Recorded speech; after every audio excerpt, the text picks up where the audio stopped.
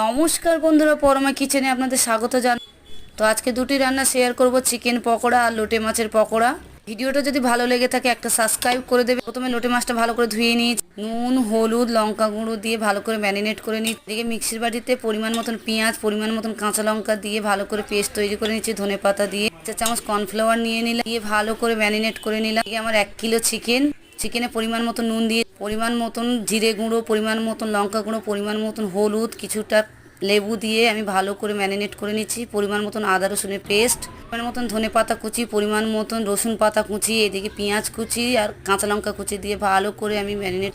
1 বাটি কর্নফ্লাওয়ার দিয়ে দিলাম, একটা ডিম দিয়ে ভালো করে ম্যারিনেট করেছি। এতে কালো গোলমরিচ দিয়ে দিলাম, দিয়ে ভালো করে ম্যারিনেট করে নিচ্ছে চিকেনটাকে। এদিকে আমার আগে থেকে কড়াই তেল বসানো ছিল, একটা একটা করে পকোড়া ছেড়ে দিলাম। পকোড়া ফ্রাই হয়ে যাওয়ার পুঁটি মাছগুলো আমি ফ্রাই করে নিলাম। পুঁটি মাছ ফ্রাই হয়ে গেছে, সস স্যালাড কাসুন্দি দিয়ে আমি প্লেট তৈরি